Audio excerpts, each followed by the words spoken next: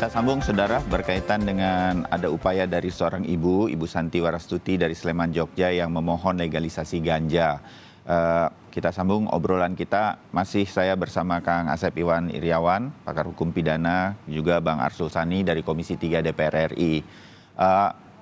Kang Asep dulu, sambil nunggu Ibu Santi mudah-mudahan bisa bergabung, ada kesulitan untuk nyambung dengan kita di Zoom dan audionya. Kang Asep, kan ada semacam kontradiksi tadi di undang-undang, walaupun morfin udah digunakan dan lain-lain, tapi untuk ganja dan segala macam masih ada, saya menyebutnya keraguan untuk menggunakannya, walaupun di beberapa hal Kang Asep punya buktinya bahwa pernah juga digunakan dan lain-lain begitu ya. Nah, bagaimana, kita berpikirnya nih supaya ketemu jalan tengahnya sedemikian rupa sehingga kalau benar-benar untuk kemanusiaan ini bisa tetap dijalankan. Apakah memungkinkan seperti itu, Kang Asep? Yang pertama gini Mas Bayu, jadi kan ini saya ini muridnya Pak Asrul, jadi kalau membaca pasal Natar dulu, asas itu narkotika itu boleh kepentingan ilmiah maupun penanganan kesehatan. Nah, baru dikecualikan katakan Pak Asrul tadi 8 ayat 1 golongan 1. Tapi kan tadi di pasal berikutnya ada konvensi internasional, kepentingan internasional, kepentingan nasional. Nah, atau dalam praktek sudah memang digunakan, udah nggak ada masalah sebenarnya. Jadi 8 ayat 1 itu memang di praktek menjadi masalah. Tapi kan golongan ini kan bisa berubah-ubah, bisa di golongan 1. 3, tapi dalam praktek otomatis dikesampingkan. Tapi kan tadi prinsipnya sekali lagi narkotika itu legal untuk kepentingan ilmiah dan pelayanan kesehatan itu, kecuali dibatasi 1, 2, dan 3. Tapi golongan itu bisa berubah berdasarkan keputusan Menteri Kesehatan atau dalam praktek, nah dikesampingkan untuk kepentingan medis tadi, rehabilitasi medis. Jadi pihak-pihak tertentu siapapun dengan alasan untuk kepentingan rehabilitasi medis boleh, cuman prosesnya tadi melalui proses istilah Pak farmakologi atau PBM industri. Nanti yang meresepkan kepada itu boleh tadi kan hanya tenaga medis, dokter gitu kan.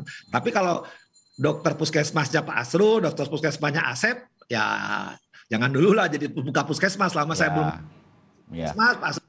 Jangan. Nah, yang kita khawatirkan selalu saya bilang, kalau yang memang kepentingan medis, rehabilitasi medis, bilang di undang-undang sangat dibuka sekali penjelasan pasal 7. Oke, pertanggungjawabannya yang sangat penting secara medisnya begitu ya. Bang Arsul, kalau begitu tadi Bang Arsul menyebut oke, sekarang belum mungkin di revisi undang-undang ini masih mungkin untuk dilakukan sesuatu. Saya kurang tahu begitu dari sisi waktu dan lain-lain. Tapi apakah ada jalan tengah yang bisa disisipkan sehingga kalau betul-betul untuk kepentingan medis semacam ada instruksi dari Kementerian Kesehatan melalui Pak Menteri Kesehatan sedemikian rupa ini bisa begitu.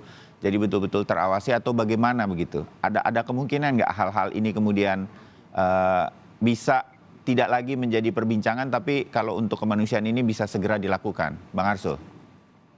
Mas Bayu, kan undang-undang atau RUU yang kami akan bahas ini, pertama dari sisi materi tidak merubah baik pasal 7, pasal 8 maupun pasal 11 yang tadi disebut oleh Pak Asep Iriawan. Tetapi kan undang-undang ini tidak mengatur secara detail. Undang-undang ini hanya meletakkan politik hukum kita, ya, politik hukum kita terkait dengan narkotika sebagai obat, katakanlah, atau sebagai sarana pemulihan kesehatan, kan itu, ya. Nah, jadi sebetulnya, ya, tentu walaupun ini hanya merubah politik hukum, kan kita harus ngelihat juga, ya, secara empirisnya, jadi evidence base-nya seperti apa gitu ya, harus kita lihat. Nah, kalau memang kita lihat itu memungkinkan, maka sebetulnya pasal 8 ayat 1 itu tinggal diubah sedikit saja. Sekarang kan bunyinya narkotika golongan 1 dilarang digunakan untuk kepentingan pelayanan kesehatan. Bisa saja, bisa ini misalnya setelah kita melihat, mendengarkan dokter, para ahli kesehatan, farmakolog, dan kemudian disajikan bahan-bahan penelitian yang empiris itu tadi, misalnya diganti jadi narkotika golongan 1 dapat digunakan ya untuk kepentingan kesehatan dengan syarat-syarat tertentu yang diatur di dalam, misalnya apakah peraturan pemerintah, peraturan presiden, atau peraturan menteri kesehatan. Jadi hanya tinggal meletak itu. Soal detailnya nanti itu menjadi kebijakan tentu pemerintah, CQ, Kementerian Kesehatan, yang itu sekali lagi basisnya harus evidence based riset, kira-kira kan seperti itu. Ya, itulah yang terjadi pada morfin sekarang begitu, karena sudah basic evidence-nya secara medis sudah dibuktikan oleh dunia medis, kira-kira begitu. Saya ke Bu Santi kalau gitu, Bang Arsul sama Kang Asep. Bu Santi, selamat pagi Bu, Assalamualaikum. Waalaikumsalam, selamat pagi semuanya. Ya, dengan Bayu, dengan Kang Asep, dan juga Pak Arsul Sani, Bu Santi. Tadi sama Pak Arsul juga udah ketemu ya di televisi tetangga. Terima kasih Ibu Santi di sini. Bu, simpati kami Ibu menyuarakan ini supaya kemudian kalau memang betul ini untuk kepentingan kemanusiaan seperti untuk medis, untuk putri Ibu Pika, ini sedang kita bicarakan. Menurut saya sih ada harapan begitu, tapi Ibu sendiri sebenarnya apa sih yang Ibu inginkan? Karena Ibu kan memohon ke MK nih, Mahkamah Konstitusi, sudah cukup lama dari tahun 2020 ya Bu. Ada Pak Arsul di sini mungkin sekali lagi menyampaikan begitu. Sebenarnya harapan Ibu cuma kepastian hukum aja gitu ya Bu, boleh atau tidak? Benar ya Bu Santi? Ya, yang pertama itu tentu saja kepastian hukum untuk keperluan medis anak saya. Jadi nanti pun misalnya semoga kepastian hukumnya hasilnya bagus, tentulah proses untuk menjadi obat tidak mudah, saya tahu. Perlu penelitian dulu, perlu yang lain-lain dulu, izin dan lain-lain.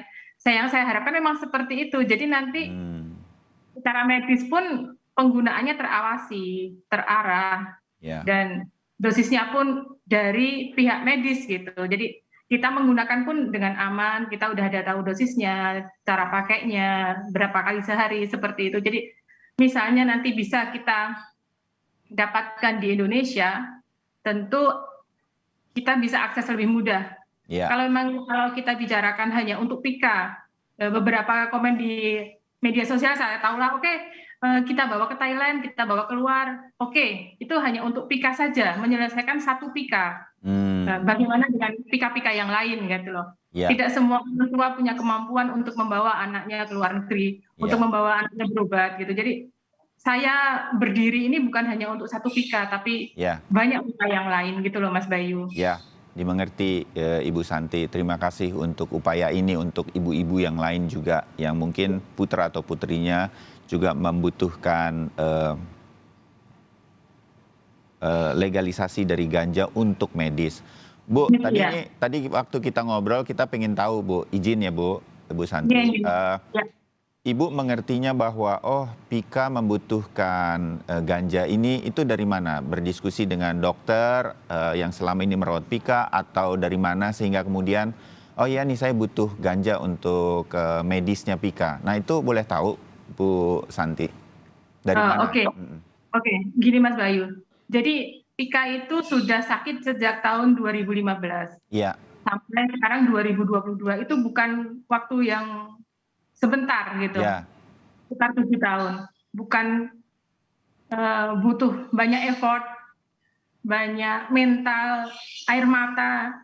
Itu sungguh sangat melelahkan dan sangat berat.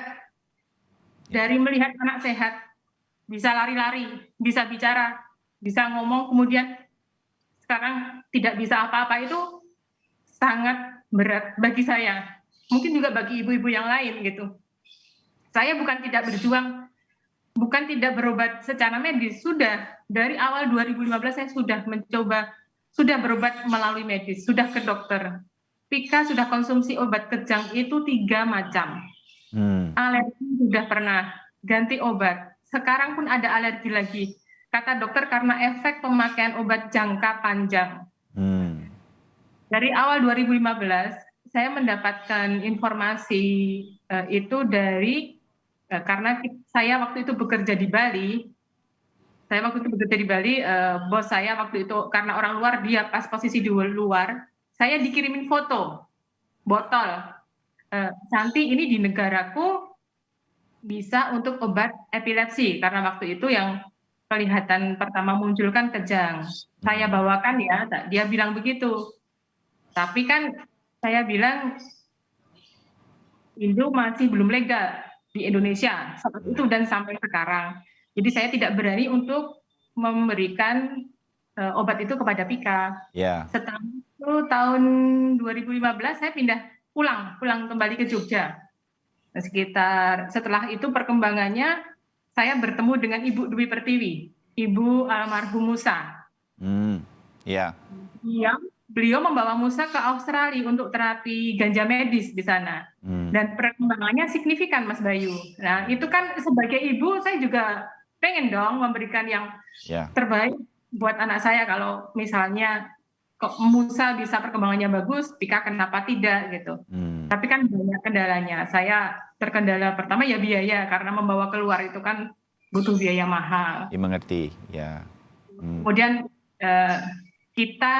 kami ibu-ibu ini dengan beberapa LSM juga kemudian maju ke MK untuk peninjauan kembali Undang-Undang Narkotika itu, Mas Bayu. Ya, oke. Ya, baik, Bu Santi, kami dapat gambarannya dan doa kami selalu buat Ibu dan Pika dan keluarga supaya nanti ini ada sesuatu yang hasilnya baik untuk Pika dan Ibu dan keluarga.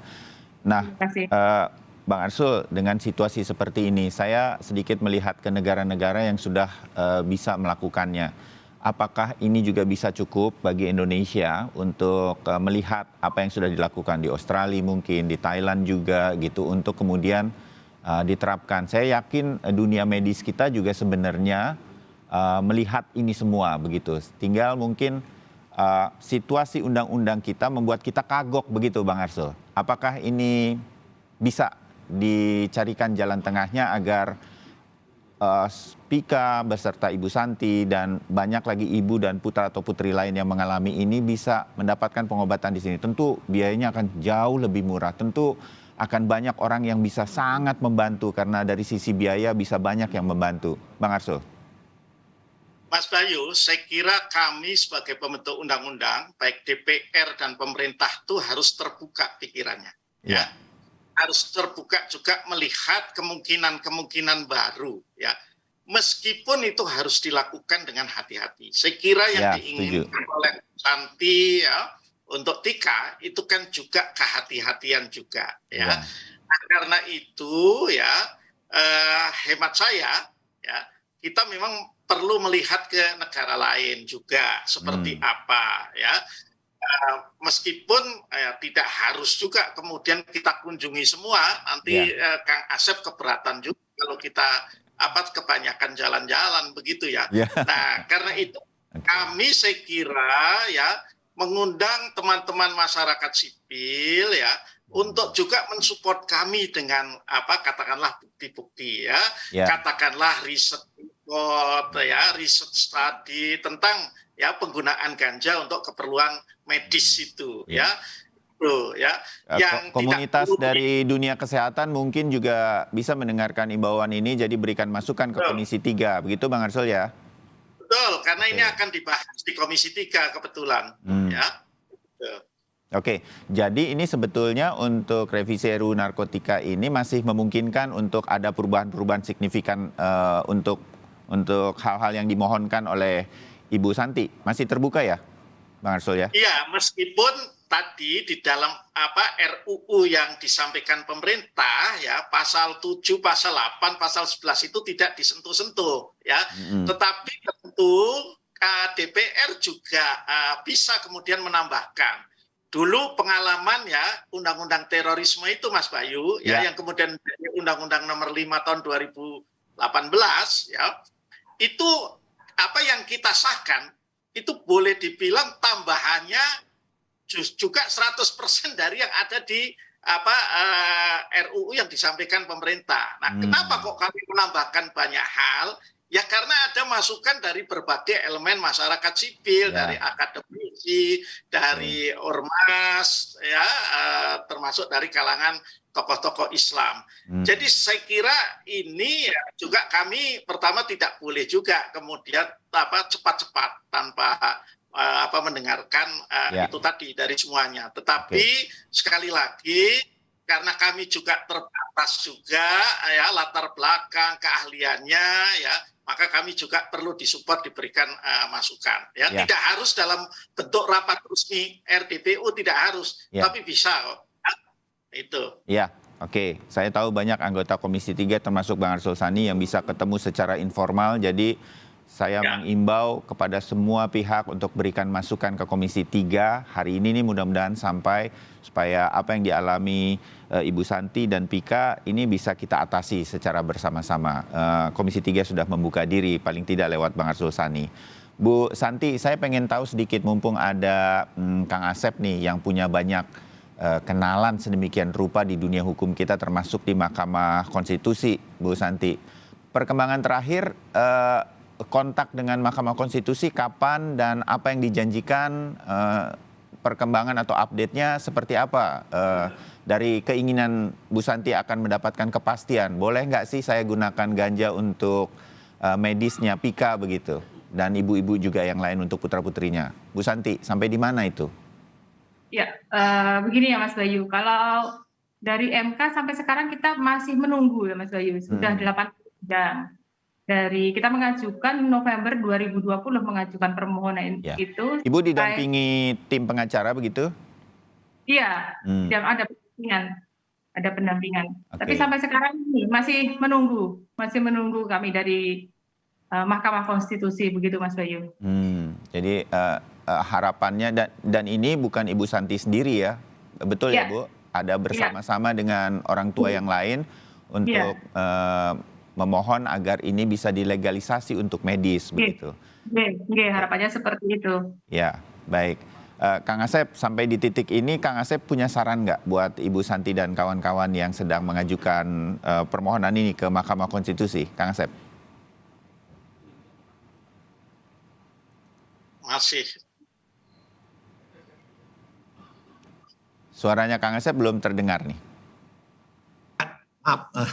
Bu Santi, saya beri semangat ke Bu Santi. Prinsipnya sekali lagi, kalau untuk kepentingan ilmu pengetahuan, penelitian, laboratorium, maupun pelayanan medis itu boleh. Cuma tadi harus mulai prosedur itu.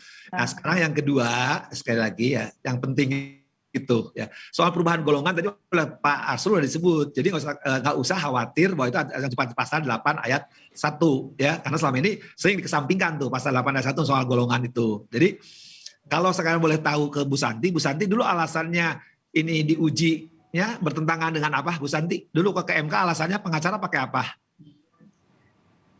Karena ganja itu kan masuk golongan 1 Pak, jadi belum bisa diotak-atik. Ya, maka tadi saya bilang Pak Arsul udah jawab kan bahwa itu akan bisa melalui PP, melalui Kepres, keputusan menteri. Nah itu materi mungkin juga, nah mungkin di MK hambatannya ya udah tegak terlalu ini.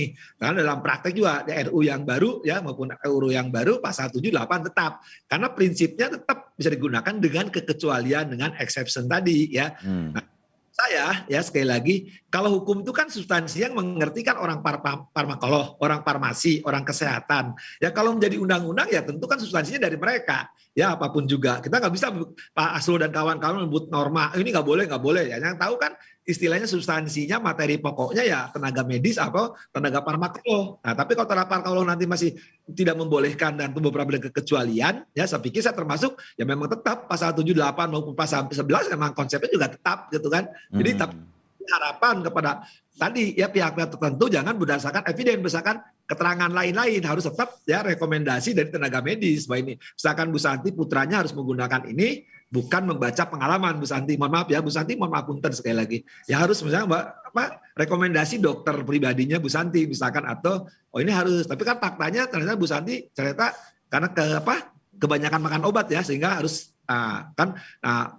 kalau boleh tanya maaf Bu Santi ya. Sekali lagi maaf sekali lagi. Ya, sekali lagi punten. Udah tanya lagi ke pihak dokter bahwa harus menggunakan ganja medis gitu.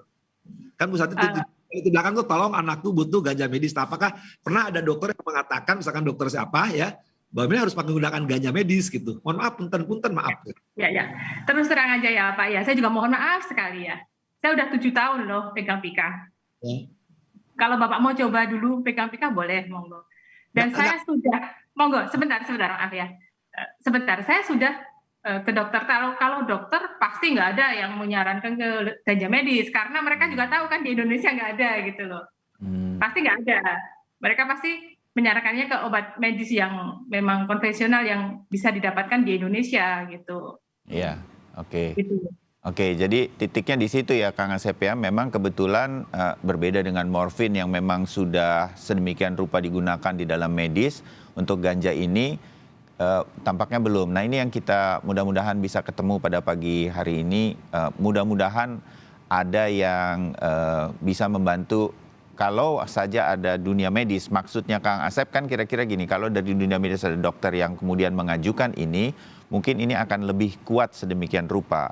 Saya kembali ke Bang Arsul bahwa mungkin di dunia medis Indonesia pun masih belum ada yang secara empirik ini dianggap memang betul-betul bisa menyembuhkan penyakit dan lain-lain. Mungkin berbeda dengan negara lain begitu, atau belum sekuat morfin lah hal ini. Nah titik-titiknya di situ yang mudah-mudahan nanti Bang Arsul sudah memberikan nih Bu Santi, mudah-mudahan Komisi 3 sedang membahas RUU Narkotika, ini masukan-masukannya bisa berarti. Saya sih menganggapnya mudah-mudahan ada jalan tengah lah, ada jembatan kecil lah untuk Ibu Santi sebagai orang tua, untuk Pika dan yang lain begitu, bahwa ya ini bisa dicoba, dilakukan sedemikian rupa sebagai sebuah upaya. Karena di negara lain sudah dilakukan. Nah mudah-mudahan inilah ya. Bu Santi, kita belum bisa menyelesaikan apa yang Ibu mohon dari obrolan kita. Tapi boleh saya minta harapan Ibu lagi berkaitan dengan ini untuk kita semua lah. Termasuk Komisi 3 ada Bang Arsul dan dunia hukum kita ada Kang Asep yang nanti bisa menyampaikan ini atau bisa didengar. Kalau misalnya ini belum bisa, boleh saya tahu Bu, apa yang akan Ibu lakukan sebagai sebuah upaya? Saya pengen tahu juga suara dari para orang tua yang lain yang kebetulan berkumpul bersama Ibu Santi. Kalau upaya di MK ini belum berhasil, nanti diumumkan, oh belum bisa digunakan. Apa yang akan Ibu Santi lakukan dan teman-teman, Bu Santi? Jadi begini Mas Bayu, kita kan memang tidak menutup kemungkinan ada alternatif obat lain yang bisa untuk Pika dan teman-teman. Tapi ini kan sebagai salah satu obat, saya juga memohon untuk diteliti dulu, bukan karena proses menjadi obat. Jangankan ganja, kunyit aja mau jadi obat kan diteliti dulu juga. Setuju. Itu proses diteliti dulu, kemudian saya tahu jalannya memang susah. Tahun, 2 tahun, telah 10 tahun nggak apa-apa. Yang penting tetap jalan, tetap ada prosesnya gitu.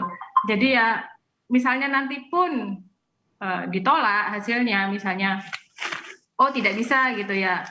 Ya memang kalau memang itu dari negara tidak bisa ya nanti coba kita wait and see dulu, kemudian coba kita rembukan dulu bagaimana dengan ibu-ibu yang lain, dengan tim kita juga bagaimana, atau kita mengajukan kembali atau bagaimana. Ya saya belum bisa ini sih karena belum keputusannya belum ada, jadi belum bisa berandai-andai gitu.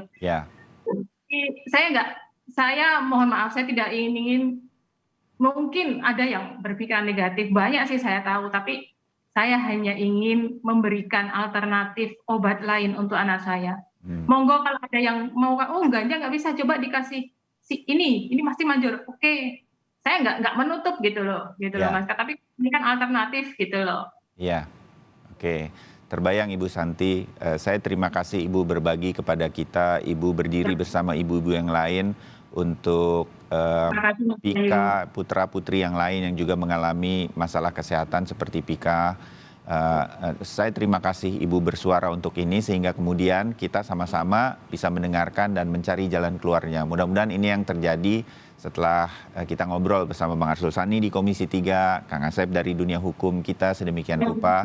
Mudah-mudahan maksud baik Ibu untuk orang tua dan putra-putri yang lain yang sedang sakit diterima dengan baik juga. Bukan untuk hal-hal yang lain, betul-betul untuk keperluan kemanusiaan dalam hal ini medis. Ya, terima kasih. Mohon maaf kalau saya agak terbawa emosi karena kalau menyangkut anak saya memang gampang. Iya. Hati, maaf. Iya, setuju Ibu, tidak apa-apa. Doa kita semua buat Ibu dan keluarga dan terutama salam sayang kami untuk Pika.